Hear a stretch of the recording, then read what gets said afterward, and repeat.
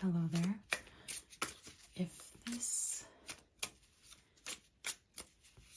card reading has made its way to you, then that's a sign that this was made for you. Now I'm using, this is called the Forest of Enchantment Tarot deck, and it is slightly different to the regular tarot deck. So let's grab you a couple of cards, shall we?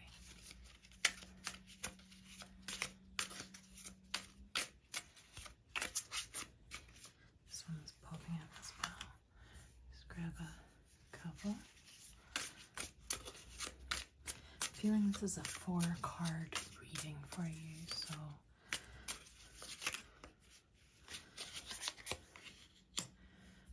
so while I'm handling the cards, just have a think of what's on your mind, what advice, guidance you are looking for.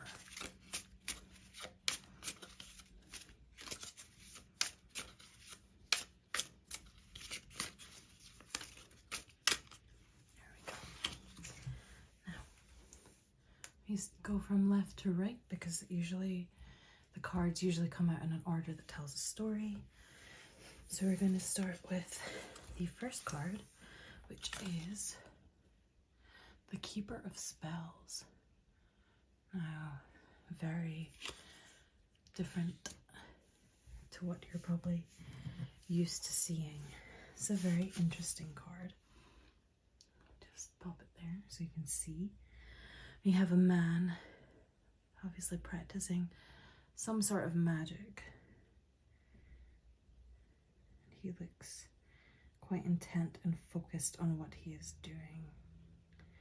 Now maybe it is that you're lacking focus at the minute and you're looking for something to focus on, something,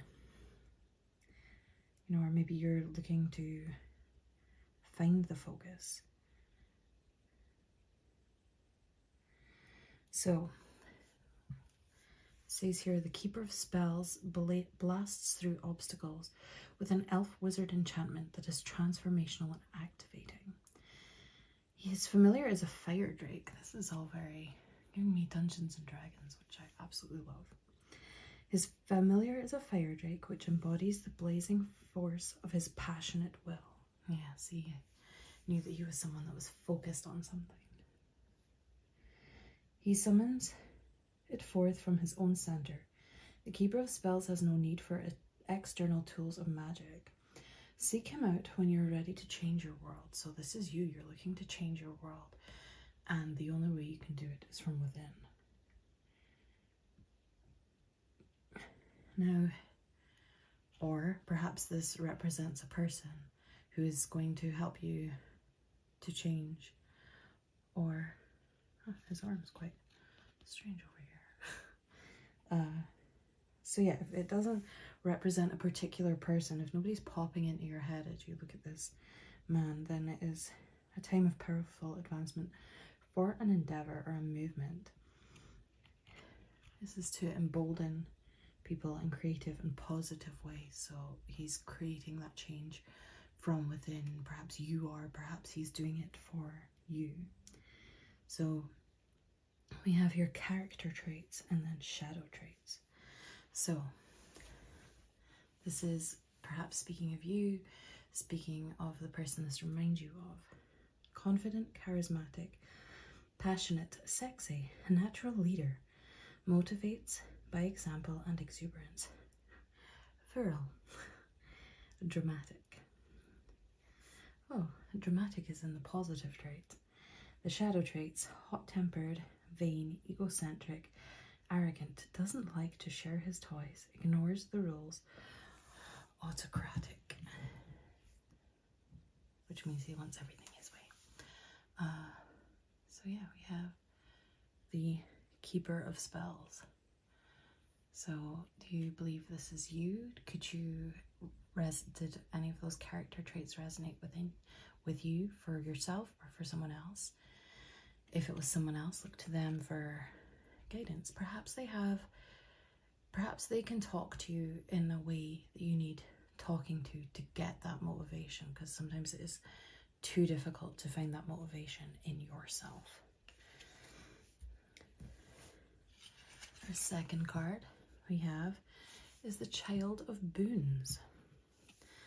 Now, this is definitely giving Hansel and Gretel vibes, because this looks like the witch's house, and then this poor lost boy has come seeking something. So we have here, the lost and hungry child of boons can't believe his luck when he comes upon a house made of gingerbread.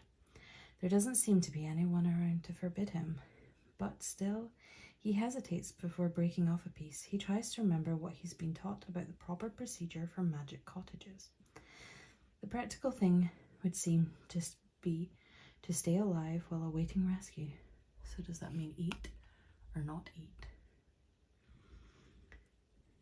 So again, if this card does not represent a particular person, if you don't think of a particular person when you look at this card, then this means a time of study for you. An impetuous investment, or a sign that it is time to pay more attention to material security and prosperity. So we have this man trying to help us make a decision, and this boy is struggling to make a decision, or perhaps he's looking at something that is too good to be true. So again, we have character traits for this one.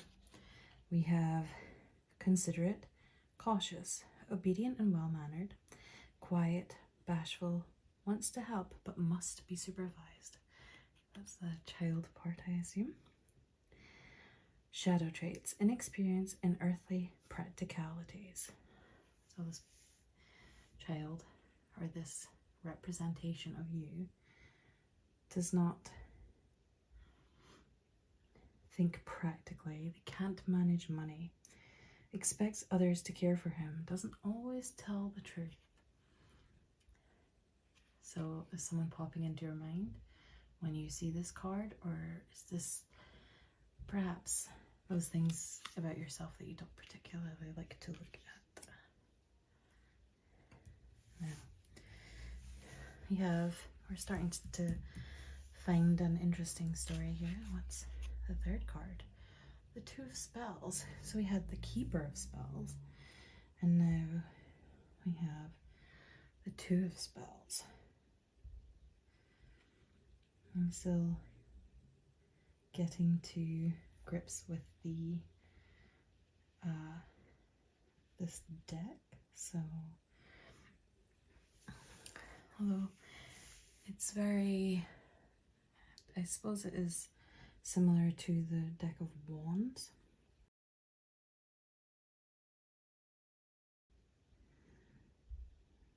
Two of Spells. This is a place of power where ancient wisdom is sought.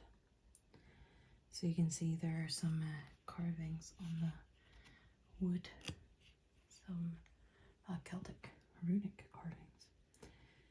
After paying his respect to the trees, the seeker kneels on the forest floor and takes out a set of small wooden staves. They are carved with symbols that make up an ancient divinatory alphabet, each symbol corresponding to a tree or a shrub. These staves were created over many years, the pieces of wood gathered slowly from different trees so that each contains the wisdom of that tree. Casting the staves upon the ground, the seeker pores over the patterns, discerns the messages, clarifies the questions. He listens to what the trees have to tell him. So we have this person motivating you to make a change, this tentative young boy unsure what decision to make, and then we have this person sitting down, poring over the wands, trying to come up with a decision for themselves.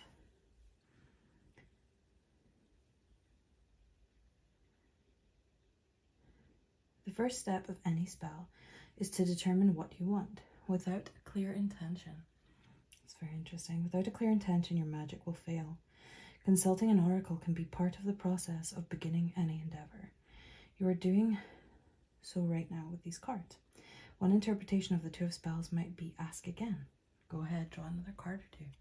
Well, I was saying when I was shuffling this one that I felt like it was a 4-card reading. So, okay. Meaning at a glance. Divination, decision, setting an intention. The beginning of solving the problem or changing the situation. Taking a closer look, the staves in his hand are you and Alder. You in the left, Alder on the right. Alder's for prophecy and oracular powers. And the maker of those staves says yew was historically used for wooden ogham staves. It is deep, dense, dark, rich wood, full of resonance with the other world. Oh, we have a card of the Major Arcana. This is card 16, the Folly. We have, this gives me the Tower vibes, which is very, not a very good card in tarot. Long ago, a wealthy man riding through the forest came upon the tallest and most magnificent tree he had ever seen. I don't know about you, but it gives me very like fairy vibes, but fairy vibes gone dark. Feeling entitled to whatever caught his fancy, he claimed it for his own.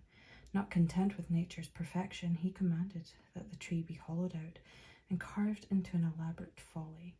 In his arrogance and ignorance, he refused to listen to the woodsman's warnings that the towering treetop was too slender to bear the strain. Fearing further employment, the woodsman obeyed the cruel orders, though it tore at their hearts to do it. At first, the rich man and his rich friends were amused by the folly's eccentric appearance in the solemn forest, but they soon lost interest and abandoned it. In time, the tree, dying from the inside out, cracked, and the folly fell into ruin. A dead zone radiates from its roots, and no creature comes near except a great flock of rooks that spirals up at dusk, harshly crying out their anger and their grief. The folly signifies the ending of indulgent and worthless vanities. It's a very interesting reading. This does not always feel good. Most radical changes disrupt one's equilibrium for a time. Step back and look at what you've made and how it serves you. What folly needs to be destroyed so that the tree and the beautiful can return? We have again the meaning at a glance, which says destruction, ending the old to make way for the new. A bad idea reaches its inevitable conclusion. A closer look, a collective noun for a group of rooks is building. A building of rooks. What are those rooks building from the ruins? To look a little closer for myself. They're just spiraling. But that was a very interesting reading. We have this Keeper of Spells, this man of motivation, of inspiration. He's telling you to make a change, to take things into your own hands, which you're starting to do. But you were a bit tentative to do this. Are you taking a piece of, are you biting into the thing that is too good to be true? Is this a good idea? But you are being cautious, and perhaps to find out whether or not this is a good idea, we have also 2 abodes in the woods, which is quite interesting. To decide whether or not, help you decide whether or not this is a good idea, you are consulting the sticks, you're consulting your elders, you're consulting everything that you can. You've got all these, well, perhaps not everything that you can, because there are all these wands, but we have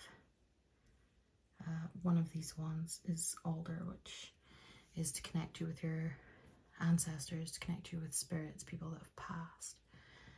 So you're looking to them for guidance. You're looking within for guidance. And yeah, you know that things are hard and hard to let go of. This person spent a lot of time doing what he thought was right, but ended up destroying what it was. So he had to leave it behind and start fresh. Perhaps, hopefully, changing himself in the meantime, realizing what he had done was not, might have been right in another environment, but was not right in this environment, and he didn't listen to others around him. Whereas we have this one who's looking for guidance from others, and this man who's giving us guidance, and we are seeking guidance within. So this was a mistake of the past, and you now have decided or realized that to fix the mistake of the past, you need to think more cautiously. Take this boy's advice. Think more cautiously before you are making a decision. So that was my first full reading for another with this deck, and it's very, very different to what I'm used to, of course. But I really, really enjoyed it. I'm just, I have the box here. It says, the forest beckons alive with mystery and wisdom. Once you step into the enchanted forest, your life and your spirit will never be the same. The woods are alive with magic, wise ancient trees, glowing blossoms, crystal caves, and forbidding thickets of thorns. Here you will meet witches and wizards, fairies and elves, birds, this one's an elf, birds and beasts, both earthly and otherworldly, ghosts and shapeshifters, dancing princesses, and sad old knights. In the forest of enchantment, you may seek your fortune, quest for success, and live happily ever after. I like that very much. So until next time, hope that this has given you some guidance, something to think about, and I hope to see you on the next one.